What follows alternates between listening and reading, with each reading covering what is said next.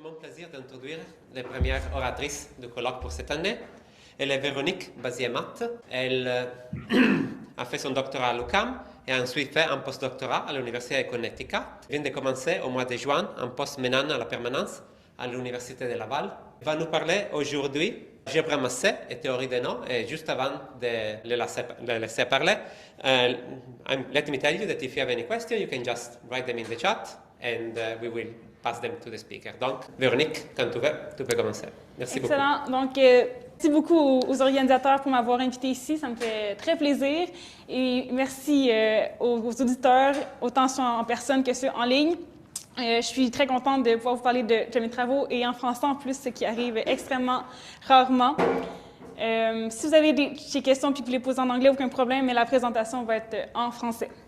Donc, aujourd'hui, je vais vous parler d'algèbre avancée et de théorie des nœuds. C'est ça sur quoi j'ai travaillé durant mon postdoctorat, puis j'ai réalisé en relisant ma présentation à l'instant que je n'avais pas du tout cité mon co-auteur, mon collaborateur, qui est Ralph Schiffler, avec qui j'ai travaillé sur ça au cours de mon postdoctorat, donc un professeur à l'Université du Connecticut. Donc, ce qu'on a fait, on a établi un lien entre les algèbres avancées et la théorie des nœuds. Ralph avait commencé à travailler un peu sur ça, mais on a vraiment créé un lien plus fort que ce qu'il y avait avant. Initialement, les algèbres avancées et la théorie des nœuds sont deux domaines mathématiques qui ne se parlaient pas du tout, puis on a pu faire un rapprochement entre les deux. Voici un plan de... Voici pas encore un plan de la présentation. Voici vraiment un topo des algèbres amassées. Donc, les algèbres amassées ont été définies en 2002 par Fomin et Zelivinsky, initialement pour créer un cadre d'études pour les bases canoniques. Mais depuis, on s'est rendu compte qu'il y avait plein d'applications avec différents domaines mathématiques et physiques aussi.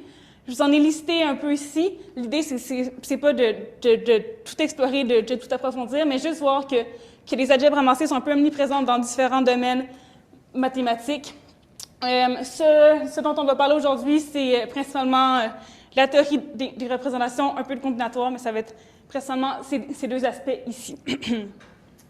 Donc, voici un plan de la présentation. Comme je vous l'ai dit, on a d'un côté les algèbres, principalement algèbres amassées, de l'autre côté la théorie des nœuds, puis ces deux domaines ne se parlaient pas beaucoup initialement. Donc, on va d'abord étudier qu'est-ce qui se passe du côté algébrique, puis ensuite voir ce qui se passe du côté de la théorie des nœuds, puis faire des connexions entre les deux. Donc, pour les algèbres, on commence initialement avec un carquois, qui est un mot compliqué pour dire tout simplement un graphe orienté, mais c'est le mot qui a été choisi en théorie de la représentation. À partir d'un carquois, on peut construire ce qu'on appelle une algèbre amassée, et les algèbres amassées vont contenir des variables amassées. Puis les variables amassées, quand on les spécialise ou qu'on les évalue d'une certaine façon, on obtient ce qu'on appelle les F-polynômes. D'un autre côté, à partir d'un carquois, on peut aussi aller plus en théorie de la représentation. Ça marche des fois. Je fais juste cliquer plusieurs fois, puis ça va. Donc, si on prend un point de vue plus théorie de la représentation, on peut obtenir des modules indécomposables sur une algèbre jacobienne. Et, encore une fois, si on spécialise ces modules-là, on peut avoir d'une autre façon les F-polynômes. Donc ça, c'est tout ce qui se passe du point de vue algébrique. Maintenant, du point de vue théorie des nœuds, des entrelacs, qui est un terme juste plus général pour nœud, c'est un nœud avec plusieurs composantes. À partir d'un entrelac, je peux calculer son polynôme d'Alexander ou Alexandre. Et je peux aussi passer par les états de Kaufman pour faire ça. Et les états de Kaufman, ça nous donne à leur tour le polynôme chez Alexandre. Puis maintenant, on veut établir un lien entre ces deux mondes-là qui ne se parlent pas beaucoup. En fait, à partir d'un entrelac, on peut obtenir un carquois. Donc, toutes les flèches oranges, c'est les flèches que mon collaborateur et moi avons établies. Tout ce qui est en vert était connu avant, mais tout ce qui est en orange, c'est tout ce qui était nouveau. Puis comme on peut associer un carquois à un entrelac, après ça, on pouvait obtenir une bijection entre les états de Kaufman et certains sous-modules qu'on avait dans cette algèbre-là. Et cette bijection-là nous permet finalement de sauter le bout le plus important, de calculer directement le polynôme d'Alexandre à partir des F-polynômes. Donc, si je fais un petit résumé très rapide, ce qu'on a fait en gros, c'est qu'on dit les polynômes chez Alexandre sont un sujet d'étude qui appartient à la théorie des nœuds, qui est beaucoup étudiée en théorie des nœuds. Nous, on ne connaît pas ça, mais on peut utiliser toute l'artillerie des algèbres amassées pour calculer un polynôme d'Alexandre sans du tout passer par ce qui est connu en théorie des nœuds, sans utiliser aucun outil de la théorie des nœuds. On peut calculer le polynôme d'Alexandre uniquement avec le côté algébrique. Donc, on va commencer avec ça. Notre premier but, ça va être d'étudier les algèbres avancées. Donc, il y a beaucoup de définitions au début. Je suis désolée, il faut introduire tout ça, mais je vais essayer de faire plusieurs exemples au travers de ça pour illustrer mes propos. Donc, on commence avec un carquois. Comme je vous ai dit, un carquois, c'est un multigraphe orienté. C'est un multigraphe parce qu'on permet d'avoir plusieurs flèches parallèles. Q0 va être un ensemble de sommets et Q1 est un ensemble de flèches. Donc, c'est vraiment juste un graphe orienté.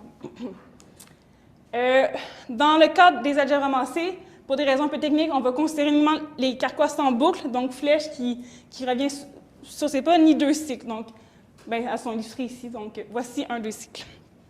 C'est bien beau avoir un carquois, mais on va aussi avoir besoin d'un concept de mutation de carquois pour obtenir un nouveau carquois. Donc, on veut obtenir un nouveau graphe. La mutation d'un carquois, c'est toujours sur un sommet du carquois, sommet K. Je vais transformer Q en un nouveau carquois que je note mu KQ par 3 étapes. Donc, premièrement, pour toute paire de flèches I vers K vers J, donc toute paire de flèches qui passe vers K, je vais ajouter une nouvelle flèche qui va directement de I à J. Deuxièmement, je vais inverser toutes les flèches incidentes au sommet K. Donc, si c'est des flèches entrantes, je vais les transformer en flèches sortantes et réciproquement. Et dernièrement, je vais retirer tous les deux cycles créés. J'ai dit précédemment que je ne voulais pas avoir de deux cycles dans mes carquois. À l'étape 1, comme j'ai ajouté des flèches, j'aurais pu créer un deux cycles. Je veux éviter ça. Donc, troisième étape, je vais retirer tous les deux cycles pour continuer de travailler avec des carquois sans deux cycles. Voici un exemple de carquois. Ici, Q0, c'est l'ensemble de mes sommets, donc c'est de 1 à 5. Q1, l'ensemble de mes flèches, c'est toutes les lettres grecques. Je veux muter ce carquois-là. Je vais faire la mutation sur le sommet 3 ici. Donc, premièrement, je reprends le carquois initialement tel qu'il est. Puis, pour la première étape, je vais considérer toutes les paires de flèches qui passent par le sommet 3. Par exemple, j'ai une paire de flèches qui va de 1 vers 3 vers 2. Cette paire de flèches-là va me donner une nouvelle flèche qui va directement de 1 vers 2. J'ai également une paire de flèches qui va de 1 vers 3 vers 5, de 4 vers 3 vers 5, ce qui me donne une nouvelle flèche de 4 vers 5. Je continue, j'ai de 1 vers 3 vers 5, ce qui donne une nouvelle paire de flèches, et finalement 4 vers 3 vers 2, ce qui me donne une nouvelle flèche. Donc, j'ai traité tous les deux chemins, tous les chemins de longueur 2 qui passaient par 3. Je passe à ma deuxième étape, je vais inverser toutes les flèches incidentes à 3. J'ai ici deux flèches entrantes en 3 qui partent de 1 et 4. Je vais inverser ces deux flèches-là. J'ai deux flèches qui sortent de 3, qui vont vers 2 et 5, que je vais inverser pour avoir les deux flèches suivantes. L'étape 2 est faite. Je suis maintenant rendue à l'étape 3. Je vais retirer tous les deux cycles que j'aurais pu créer. Je vois ici que j'ai un deux cycles entre 4 et 5, et c'est le seul que j'ai. Donc, je vais tout simplement retirer ces deux flèches-là. Puis voici mon carquois final après une mutation. Donc, je me retrouve avec un carquois différent. En fait, il va changer localement autour de 3, mais ici, c'est un petit carquois, donc on dirait que tout a changé, mais ça change toujours juste localement autour d'un sommet. Puis on se ramasse toujours pour avoir un carquois sans boucle ni deux cycles à la fin. Donc, en plus des carquois, ce qu'on veut, c'est avoir une graine. Pour que je puisse parler de graines, il faut d'abord que je parle de carquois gelés. Donc, un carquois gelé, que je note Q bar, s'obtient à partir d'un carquois Q ordinaire, mais je vais ajouter des sommets gelés que je note de 1' à N', où 1 à N étaient mes sommets initiaux. Juste une petite parenthèse, un carquois gelé, en général, est vraiment plus global que ça comme définition. Je vous introduis uniquement ici les carquois gelés dont j'ai besoin, moi, pour mon contexte. Donc, je vais ajouter autant de sommets que ce que j'avais initialement, juste une version prime. Puis, je vais ajouter en plus une flèche qui va du sommet non gelé à sa version gelée.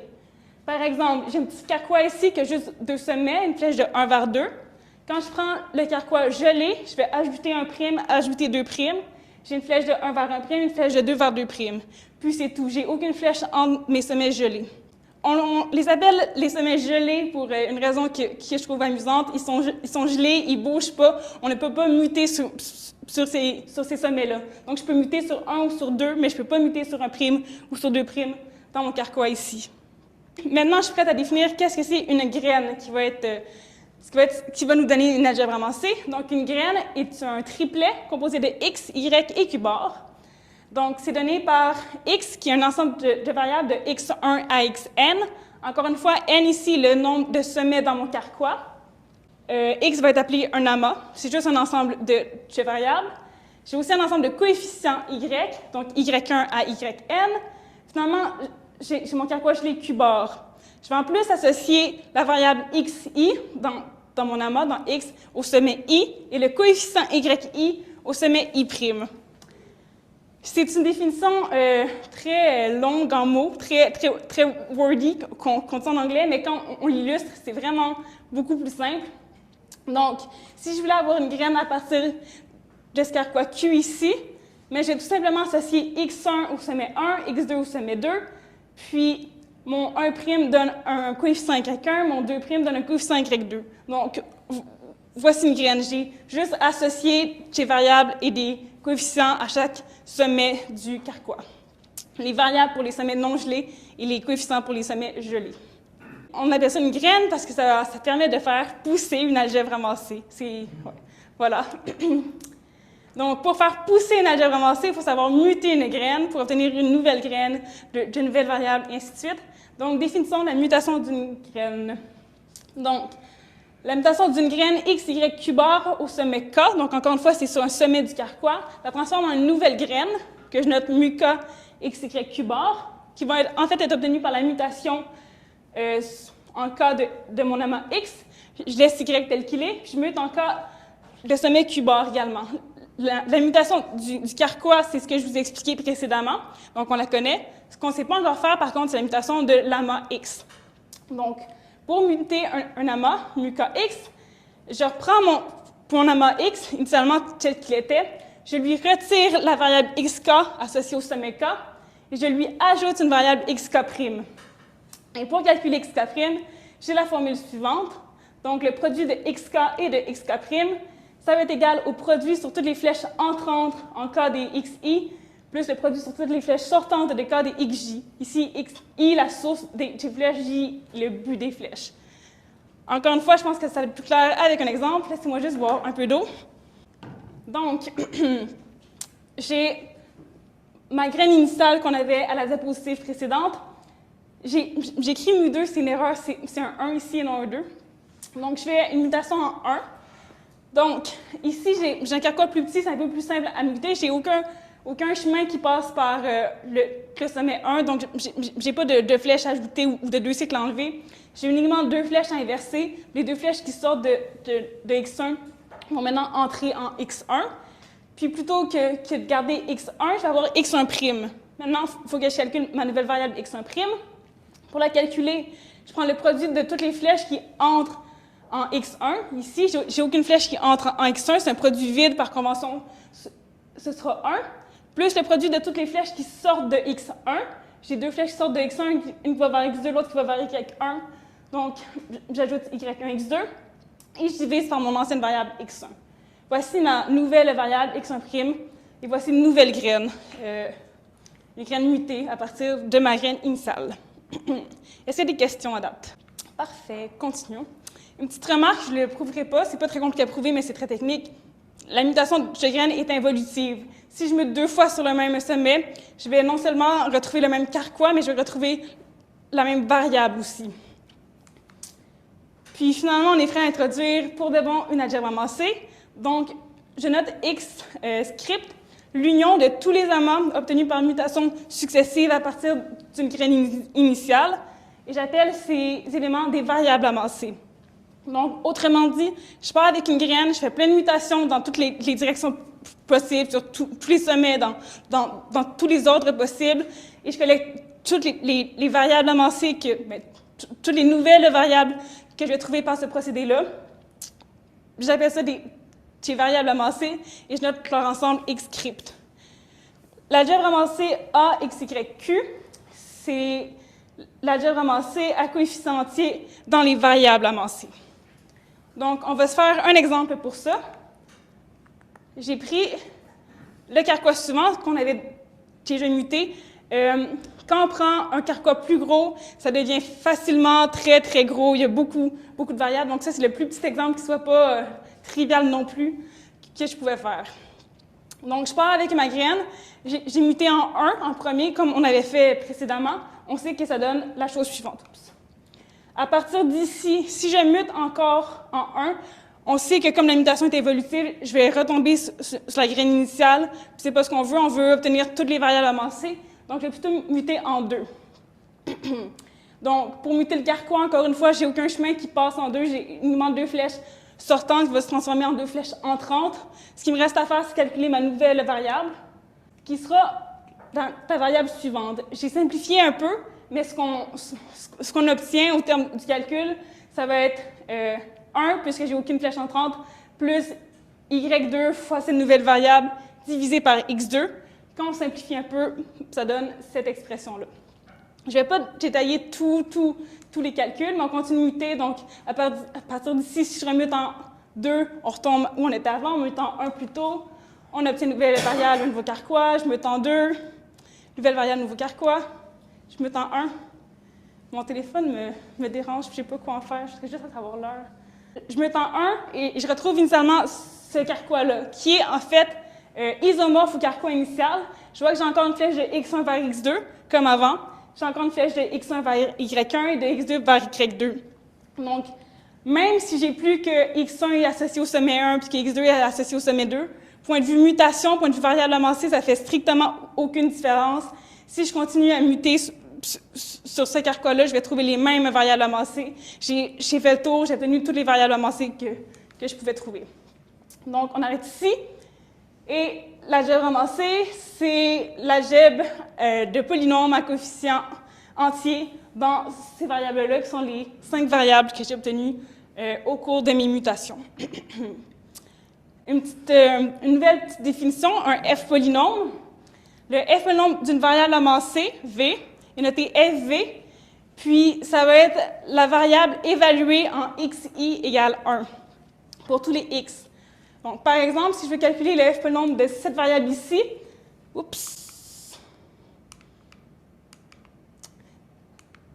je ne sais pas pourquoi je n'arrive pas. Parfait. Je garde tous les y, mais je fixe tous les xi à 1, donc je vais avoir y1, y2, plus y2, plus 1 sur 1, ce qui donne ça ici exactement. Des petites remarques, les variables amassées vont toujours être un polynôme de Laurent, donc être un polynôme sur un monôme à coefficient positif. C'est pas évident à prouver, mais c'est vrai. Donc, les f polynômes seront toujours juste des polynômes, puisque les variables amassées sont des polynômes de Laurent avec uniquement des x au dénominateur. Donc, si on retourne au plan de la présentation, ce qu'on a réussi à couvrir à date, on est parti d'un carquois, on a expliqué c'était quoi une algèbre amassée c'était quoi une variable amassée dans une algèbre amassée, on a parlé des f polynômes. Maintenant, ça va d'un point de vue un peu plus algébrique, parler de ces algèbres jacobiennes. Si jamais je vous ai perdu, vous n'avez rien compris à la première partie, c'est vraiment pour se raccrocher parce qu'on part sur de nouvelles bases. Donc, introduction aux algèbres jacobiennes, algèbre de chemin. Avant de parler de l'algèbre jacobienne, il faut que je parle d'algèbre de chemin, parce que l'algèbre jacobienne est un quotient d'une algèbre de chemin. Donc, je prends K, un corps, et Q, un carquois, et je note A, K, Q comme étant l'algèbre de chemin de Q sur K. Donc là, je résume en une diapositive, ce qui peut faire un cours gratuit au complet, mais je vais essayer de vous donner uniquement ce dont vous avez besoin. Donc, une algèbre de chemin A a une structure de K espaces vectoriels dont la base est donnée par les chemins de Q. Par chemin, on veut vraiment juste dire une compréhension intuitive des concaténations de flèches sur le carquois. Puis la multiplication dans la base de A est donnée par la concaténation de chemin et c'est étendu par linéarité. Un petit exemple. Donc, je prends K qui est les complexes. Q qui est le carquois suivant, donc j'ai 1 qui va vers 2 et 4 vers 3 vers 2. Je veux calculer la base de mon algèbre de chemin ici. Donc, je vais lister tous les chemins. Il y a un truc que j'ai caché un peu dans la définition. On considère aussi qu'on a des chemins de longueur nulle. Un chemin de longueur nulle par sommet du carquois. Ils sont aussi appelés chemins stationnaires. Donc, j'ai un chemin stationnaire en 1 qui est juste un chemin qui reste en 1, qui ne bouge pas, qui est juste en 1. Un chemin qui reste en 2, ainsi de suite pour chaque sommet. Après ça, je liste tous mes chemins de longueur 1. Un chemin de longueur 1 est en fait une flèche. Donc, j'ai alpha, bêta et gamma. Excuse-moi, à droite, ça devrait être QQ au lieu de... Oui, mais en fait, CQ ou KQ, mais ouais. Oui. Ouais. Bien vu, merci. Puis finalement, comme chemin de longueur 2, j'ai uniquement gamma bêta, puis c'est mon chemin le plus long. Je ne pourrais pas faire plus long que ça. Je ne peux pas concaténer ensemble alpha et gamma et bêta, ils se suivent pas. Donc, voici une fin base pour mon algèbre.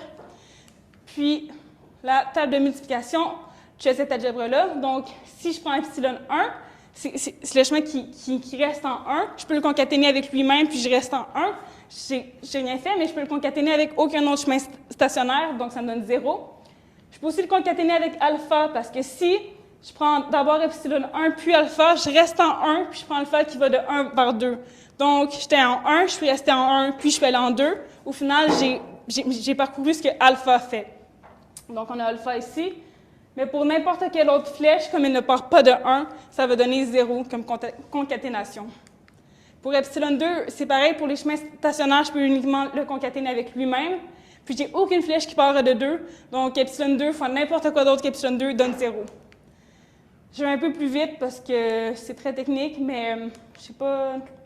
Par exemple, epsilon 4, je peux le concaténer avec lui-même, je peux le concaténer avec gamma, mais je peux aussi le concaténer avec gamma bêta, qui est un autre élément de ma base, ça donne gamma bêta. Voici ma table de multiplication au complet. Là, j'ai une question Ouais. naïve. Dans le fond, tu aurais pu écrire juste cette table-là et dire voici une algèbre. Donc, si on veut, les outils que tu introduis, ils servent à générer des algèbres qui ont certaines propriétés. Ou, tu sais, parce que tu arrives à ce tableau-là, tu aurais pu juste dire, ben voici, si cette algèbre-là, je vais étudier, c'est celle-là que je vais étudier.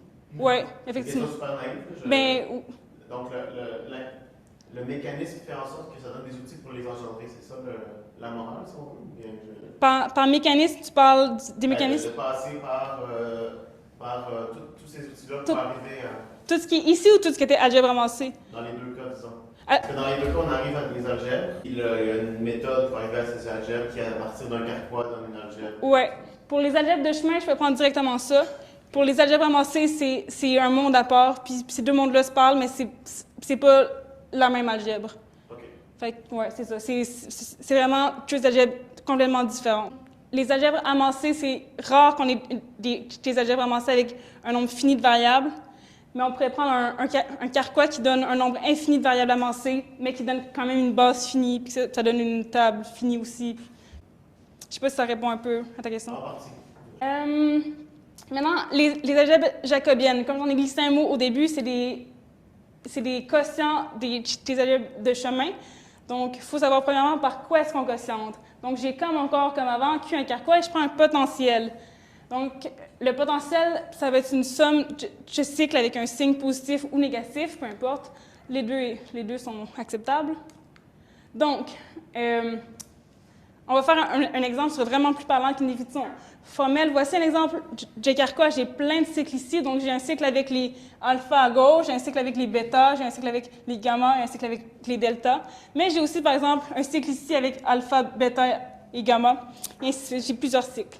Donc, je vais prendre comme potentiel la somme de tous les cycles avec les alpha, bêta, gamma et delta, moins tous les cycles qui mélangent les lettres grecques. Donc, j'ai pris tous les cycles de longueur 4 ici, puis je fais moins le petit cycle ici, moins alpha 1, delta 2, bêta 3 qui est ici. Je retire tous les cycles qui restent. Voici un exemple de potentiel. Je l'ai choisi arbitrairement, a priori. Je l'ai choisi ainsi pour faire un lien avec ce qui s'en vient plus tard, mais je peux prendre à peu près n'importe quoi initialement. Une algèbre jacobienne, que je note B, ça va être JQW. Donc, ça va être, pour une algèbre de chemin KQ, cosentée par les dérivées cycliques de W. Maintenant, qu'est-ce qu'une dérivée cyclique? Par exemple, dans W, j'ai deux termes de W qui contiennent alpha 1. J'ai le premier terme ici, puis le terme ici, ce qui représente ce cycle-là, puis le petit cycle en triangle en bas. Si je fais la dérivée cyclique de W par rapport à alpha 1, je fais juste une dérivée comme on est habitué, comme ce qui est intuitif. Donc, ce qui me reste, comme c'est cyclique, je peux un peu inverser l'ordre. Il me reste alpha 2, alpha 3, alpha 4, moins delta 2, bêta 3. Et comme je cosente par ça, cette différence-là est maintenant nulle dans B. Donc, dans B, le chemin alpha 2, alpha 3, alpha 4 est décrété égal au chemin delta 2, delta 3. Puis je vais avoir une telle égalité pour chaque flèche parce que je prends une dérivée cyclique par rapport à chaque flèche. Ça marque? J'ai dit au début que dans les algèbres avancées, on ne voulait pas travailler avec des carquois qui contiennent de 2 cycles. Ici, j'ai deux cycles, un premier là, un deuxième ici.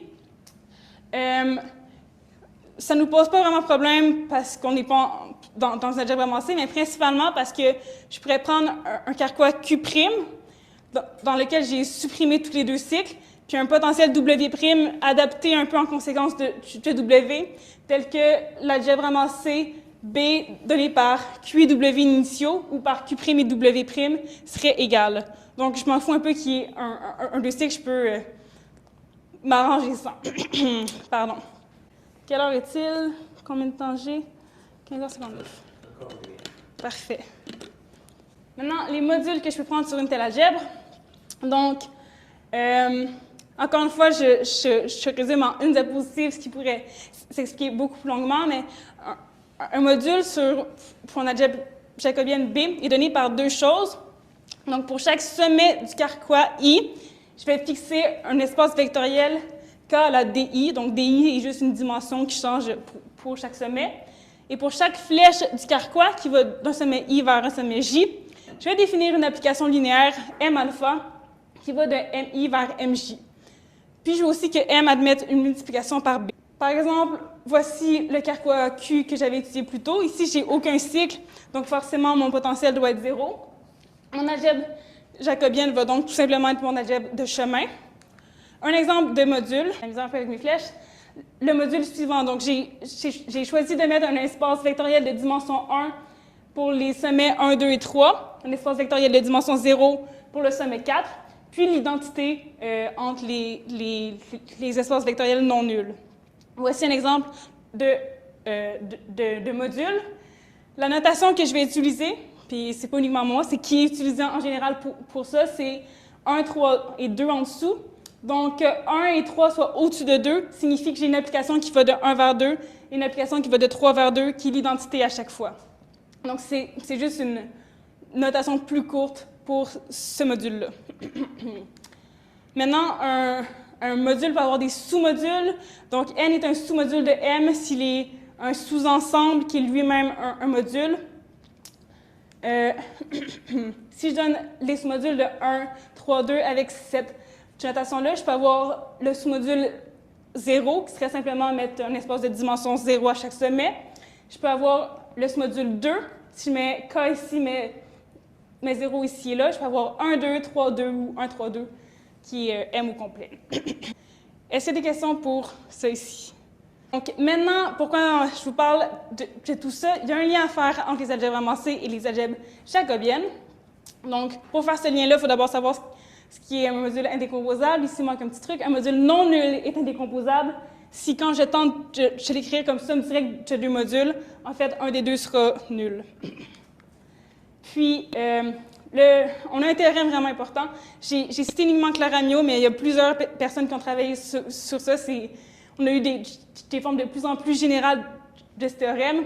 Mais en gros, il y a une injection des variables amassées non initiales dans une algèbre amassée donnée par un carquois Q vers les modules indécomposables sur B pour un certain choix d'un potentiel W. Je ne vais pas vous expliquer cette injection en détail, mais juste si on regarde un petit exemple, si je prends ce carquois ici, on avait cette graine-là, ici on n'a aucun cycle, donc on doit forcément prendre un potentiel qui est nul. Les modules indécomposables sur l'algèbre vont être 1, 2 et 1, 2. Puis l'injection va associer cette variable non initiale au module 1, cette variable non initiale au module 2, et ainsi de suite.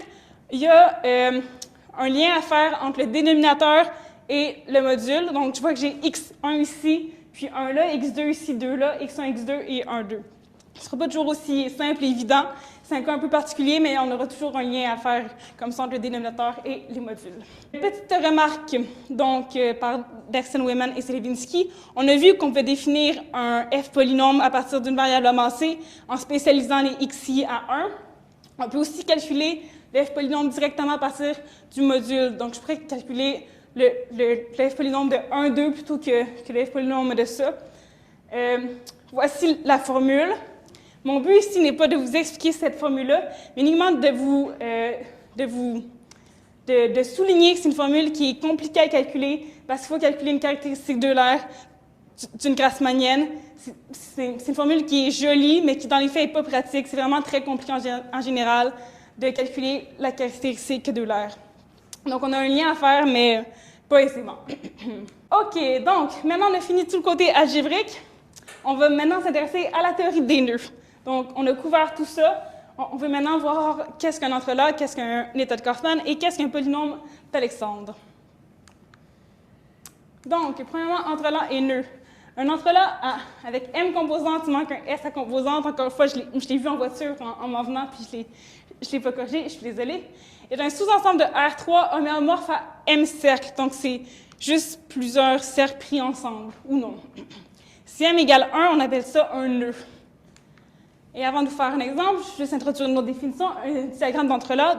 J'en ai fait, c'est difficile de travailler dans R3. Je travaille plutôt avec des projections d'un nœud ou d'un entrelac sur R2.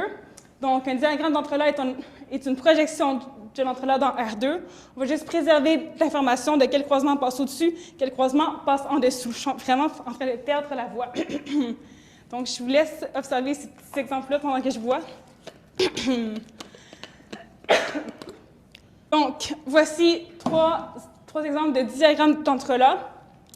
Donc, c'est dans R2, mais je vois bien encore quel brin passe au-dessus et quel brin passe en dessous pour ne pas perdre d'informations sur mon nœud ou sur mon entrelac. Le nœud en 8 va être l'exemple qu'on va utiliser tout au reste de la présentation pour parler de nœud. Maintenant, à un nœud, on peut calculer son polynôme d'Alexander, qu'on a delta L. Ça va être un invariant polynomial. Donc, peu importe le diagramme d'entrelac que je choisis, je vais toujours avoir le même polynôme à une multiplication par plus ou moins t près. Et ça va être dans Z avec... pardon. Ça va être un polynôme à coefficient entier dans t plus ou moins une demi. Et pour calculer un polynôme d'Alexander, il faut choisir une orientation pour le nœud. On va voir pourquoi dans un instant avec un exemple. Comment est-ce qu'on calcule le polynôme d'Alexander? Il y a plusieurs façons. Il y a une façon avec les déterminants de matrice. Il y a une manière par homologie. Je suis vraiment pas une experte en théorie des nœuds, vraiment pas, mais je peux vous dire qu'une façon simple, bien longue, c'est tout simplement par récurrence. Comment est-ce que ça fonctionne? On fixe premièrement que si j'ai un nœud trivial, son polynôme d'Alexander, c'est 1. Et deuxièmement, je vais avoir cette relation-là entre les polynômes d'Alexander de L+, L- et L0. Donc, L+, L- et L0 sont les mêmes nœuds à juste un petit changement près sur un croisement. Comme j'ai un nœud orienté, je peux voir quelle est la configuration autour d'un certain croisement donné.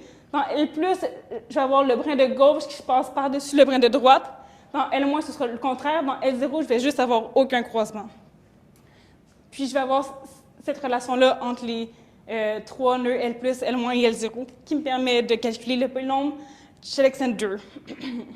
Voici un exemple. Donc, je ne peux pas vous montrer toutes les étapes pour calculer le nœud en 8, juste vous montrer que c'est un peu long. Donc, ici, pour calculer le nœud en 8, j'ai premièrement considéré ce croisement ici. Je vois que c'est un L+, mais ici un K+, parce que c'est un nœud, donc un knot. Donc, je vais avoir une relation qui implique K- et K0. Il se trouve qu'en prenant K-, je vais avoir moins de croisements. Et de même pour K0, parce qu'ici, je peux détwister une partie. Puis, pareil, ici, je peux détwister une partie. Donc, je me ramasse avec des nœuds plus simples ou des entrelacs plus simples. Je continue de faire une réduction. Donc, on peut voir ici, c'est en plusieurs étapes. Puis, finalement, j'obtiens que son polynôme d'Alexandre, c'est moins t à la moins 1 plus 3 moins t. Le polynôme d'Alexandre a plusieurs belles propriétés. En particulier, il va toujours avoir cette structure symétrique-là. Voilà. Est-ce qu'il y a des questions sur ça? Les états de Kaufman. Donc, un nouveau truc à introduire, encore une fois un peu avec beaucoup de mots, ça va aller beaucoup mieux en image. Donc, soit I, un segment du nœud qu'on fixe au départ. Un état de Kaufman SI, donc c'est vraiment par rapport à I, est un choix de ce qu'on appelle des marqueurs.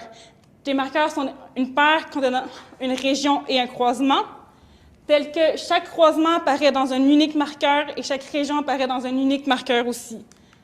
laissez-moi vous montrer un exemple. Donc, c'est le nœud en 8. Pour un état de Kaufman, j'ai pas besoin de savoir quel brin passe au-dessus, en dessous. J'ai juste besoin de voir qu'est-ce qu'il y a un segment, exemple ça, qu'est-ce qu'il y a une région, exemple cette région ici. Je fixe un segment I ici. Je vais avoir des marqueurs qui vont être associés à chaque région, à chaque croisement. Je peux voir ici qu'effectivement, chaque région contient un seul marqueur, sauf les deux voisines de I. Et chaque croisement contient un seul marqueur aussi. Donc, voici un état de Kaufman. Les états de Kaufman sont donnés par transposition. Donc, si jamais j'ai deux états autour d'un même segment, je peux les bouger ainsi. Puis, ça va encore me donner un autre état de Kaufman parce que je vais toujours avoir un marqueur par région, un marqueur par croisement. Donc, souvent, j'ai des questions par rapport à ça. C'est vraiment bien défini. Une façon de voir ici, c'est que la diagonale des marqueurs est un peu poussée en sens anti-horaire par rapport au segment. Ici, elle est poussée en sens horaire par rapport au segment. Donc, c'est vraiment bien défini. Puis cette transposition-là donne un ordre sur l'ensemble des états de Kaufman. Par exemple, ici, j'ai deux marqueurs sur un même segment. Donc, je peux les bouger ici. Je vais avoir grandi, je vais avoir fait une transposition. Ça donne un état qui est plus grand. Un théorème par Kaufman lui-même, ceci va former un poset. Donc, voici le treillis de tous les états chez Kaufman pour ce nœud avec ce choix de segment I. Je veux vraiment insister que c'est vraiment relatif au segment I. Si j'avais fixé un segment I différent, j'aurais encore eu un poset, mais il aurait eu une structure différente. C'est complètement différent, ça dépend vraiment de I. Pourquoi je vous parle des états de Kaufman? Parce qu'on peut les utiliser pour calculer le polynôme d'Alexandre. Donc, la manière dont ça marche, on va fixer un poids au marqueur. Puis pour ça, je vais avoir besoin de l'orientation et de tout en fonction de où est le marqueur, il va avoir un poids différent. En fonction de où est le marqueur et comment est le croisement. Donc, par exemple, j'avais un croisement qui est ainsi, avec un marqueur en dessous, il va avoir un poids de t à la moins 1/2. Si je regarde mon nœud ici, j'ai 4 croisements qui concernent un marqueur. Le premier croisement ici est dans cette configuration-là, donc il a un poids de 1. Le deuxième croisement, c'est celui-là ici. Je l'ai réorienté pour qu'il ait le même sens qu'ici, mais je vais avoir un marqueur qui est en dessous, dans cette configuration-là, donc un poids de t à la moins 1/2, et ainsi de suite. Je peux associer un poids à chaque marqueur. Une fois que j'ai un poids pour chaque marqueur, je vais les multiplier ensemble avec un coefficient moins 1 à la b. Il faut que je calcule b, et b, le nombre de marqueurs qui vont être, entre guillemets, en dessous. Donc ici, j'ai un seul marqueur en dessous, c'est celui-là. Donc je vais avoir un moins 1 à la 1. Je multiplie tous mes poids ensemble. Ça me donne un poids pour cet état de Kaufman-ci.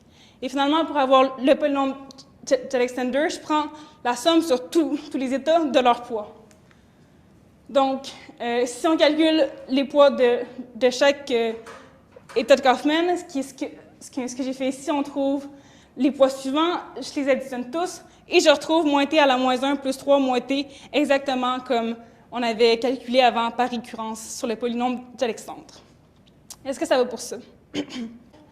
On a parlé des entrelacs, chez cet état de Kaufman et du polynôme d'Alexandre. On arrive maintenant aux flèches oranges.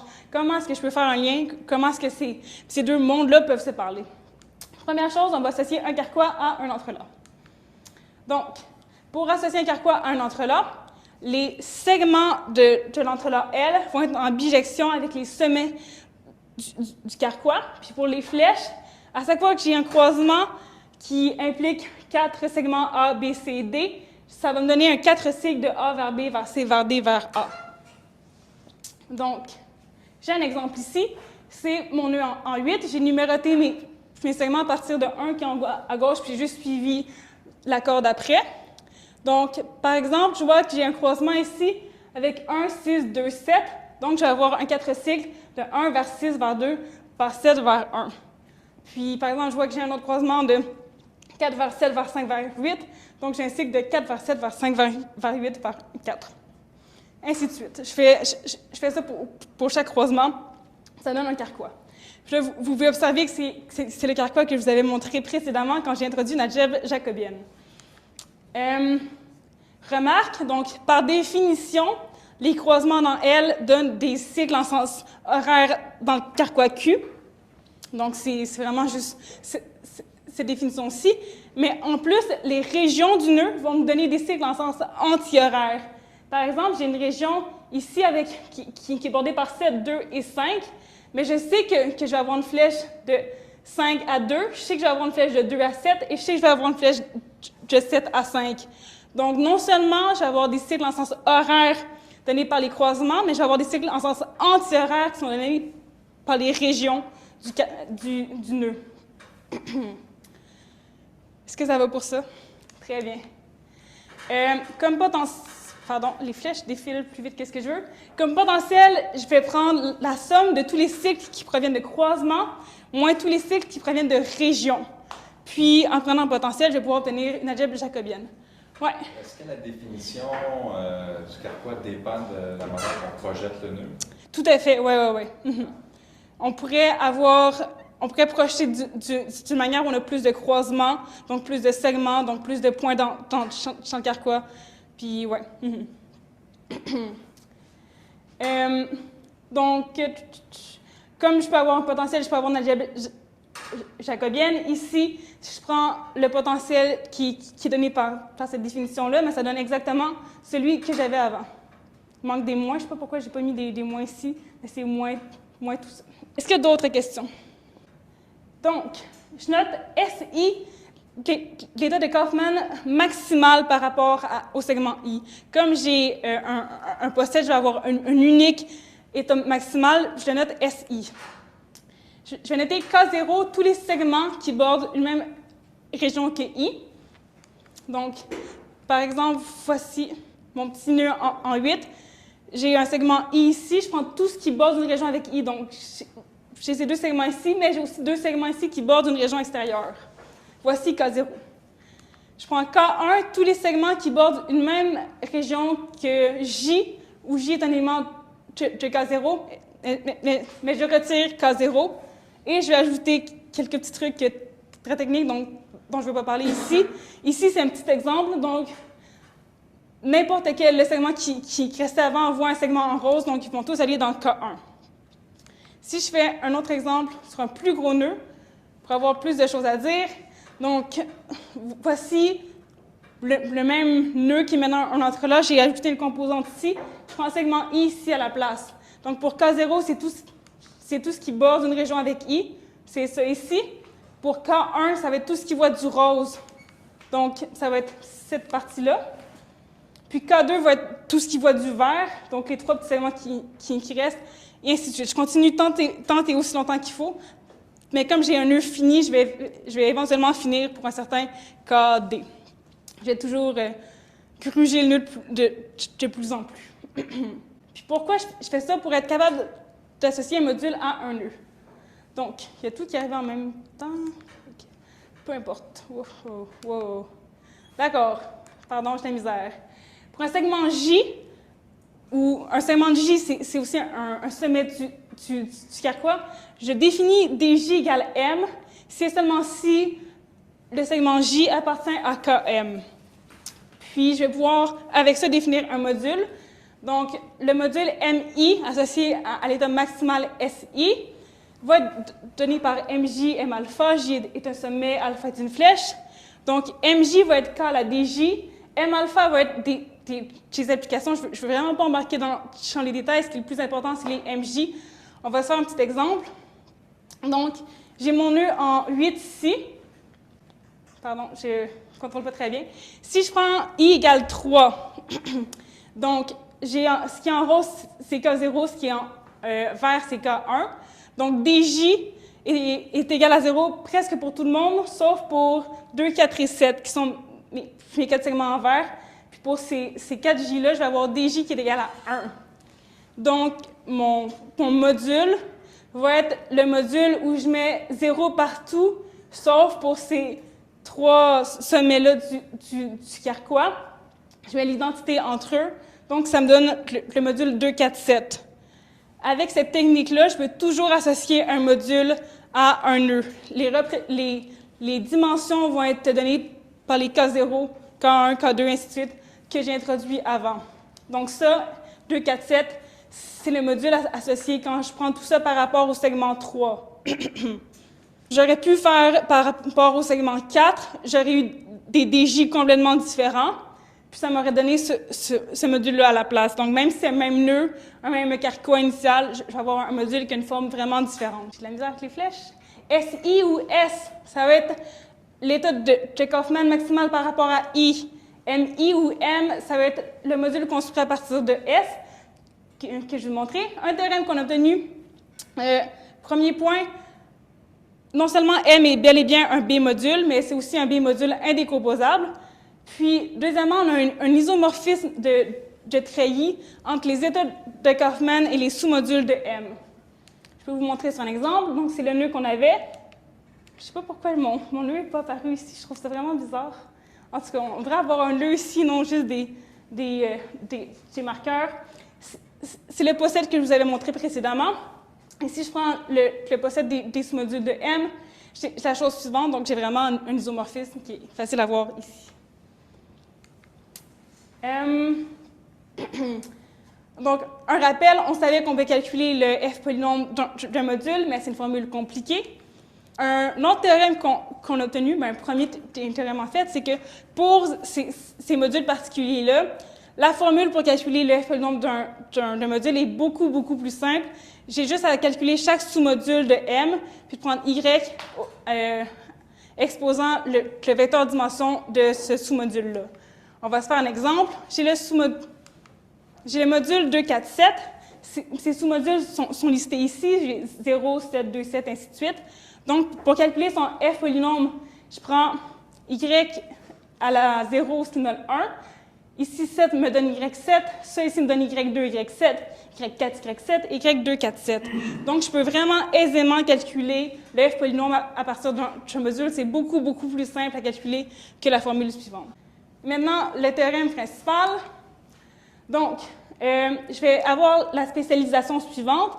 Je prends M, qui est le module associé au sous-module maximal, et je vais spécialiser son F polynôme de la façon suivante. Donc, si J est un segment du nœud qui va d'un, je ne sais pas dire ça en français, undercrossing to overcrossing, d'un croisement en dessous vers au-dessus, je vais le spécialiser à moins T. S'il va de au-dessus à en dessous, ça va être moins T à la moins 1. Seulement, s'il reste en dessous ou s'il reste au-dessus, ça va être moins 1. Quand j'applique cette spécialisation-là au F polynôme, ça va me donner le polynôme d'Alexandre.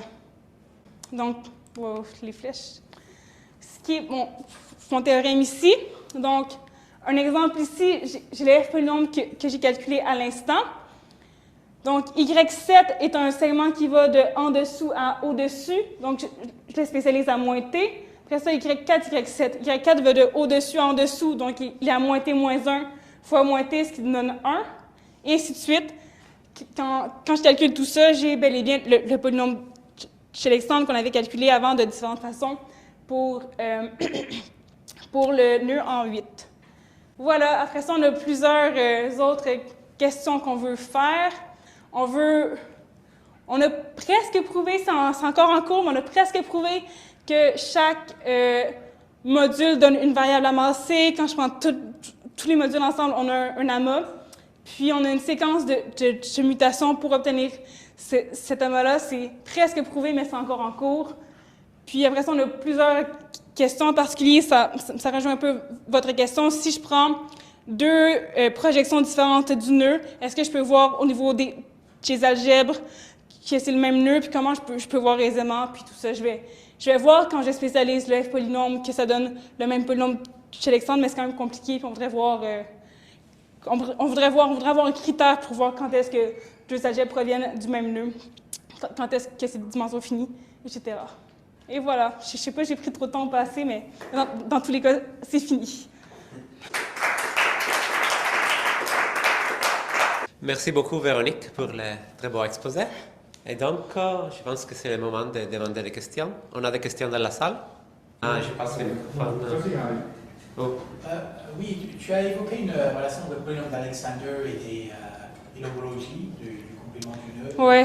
Est-ce que Mais la relation que tu établis avec les Carquois et ces algèbres, c'est plutôt à travers le calcul récursif du polynôme? C'est vraiment à travers les états de Kaufman. On a établi une bijection entre les sous-modules puis les états de Kaufman. Les états de Kaufman n'utilisent pas l'homologie pour faire tout ça. Donc, c'est vraiment juste parce qu'on peut calculer le polynôme chez Alexander pour faire les états de Kaufman, on a réutilisé tout ça puis ça marche pour le F polynôme. Mais ouais. Donc, ça ne donne pas de... Parce que sa définition à travers l'homologie est plus transparente, mais celle-là a l'air un peu miraculeuse avec les relations. Je suis d'accord que ça a l'air miraculeux, puis même je suis depuis 2 ans, je vois que ça marche, puis je comprends les preuves, mais je peux pas dire pourquoi est-ce que ça marche, puis qu'est-ce qui fait en sorte que ça marche, mais ouais. J'ai pas une bonne explication, une bonne raison à dire. Tout ce que je peux dire, c'est que ça marche parce que ce que Kaufman a fait avant marche aussi. Mais je suis d'accord qu'il y a un peu de magie, puis je sais pas d'où ça vient. Puis... Il y a un message dans le chat qui dit « Félicitations Véronique pour l'exposé, les résultats. À Ralph aussi. » C'est bien gentil à lui. Merci Christophe. J'avais une question sur juste la dernière question que tu avais posée. Si c'est une conjecture, quand l'algèbre jacobienne est de dimension finie. Ouais. Tu as des conjectures ou c'est quelque chose qu'on peut voir? Je peux le voir sur les exemples, mais j'ai pas de conjecture en général. C'est vraiment ouvert. J'ai pas d'idée. C'est mon prochain truc à attaquer, ça. Donc, Kim Thomas qui a une question dans le chat, peut-être tu peux lui dire de se muter et poser sa question pendant longtemps. Ah, faut que moi je puisse. Non, je pense que on m'entend? Oui. Ah, super. Merci pour bel exposé. Est-ce qu'il y a quelque chose qu'on peut dire au sujet des modules qui apparaissent? Il semblerait que, par exemple, ils ont la propriété, comme tu as mentionné, que les sous-modules, qu'il y a juste un nombre fini de sous-modules qui apparaissent. Est-ce qu'il y a d'autres choses qu'on peut dire à propos de ces modules? Mais l'autre chose qu'on peut dire, c'était ici que que pour calculer leur F polynôme, ce serait vraiment plus simple parce que la caractéristique Euler sera toujours uniquement 0 ou 1. Mais ouais, est-ce que je vois d'autres propriétés? Ils auront tous le même nombre de sous-modules. Je peux prendre par rapport à n'importe quel i, puis ils auront tous un nombre fini de sous-modules, ce sera tous égaux. Puis leurs sous-modules auront tous une caractéristique d'Euler de 0 ou 1. Puis c'est tout ce que je peux dire a priori. Ok, bon, merci. Et, ok, merci. Pour que tu saches, il y a aussi quelqu'un qui s'appelle Orson qui dit « Great presentation, thanks ». OK. ben merci. Je ne vois pas des autres questions, donc je pense qu'on peut remercier Véronique encore. Merci à vous d'être ici et de m'avoir écouté un vendredi après-midi. Bonne fois.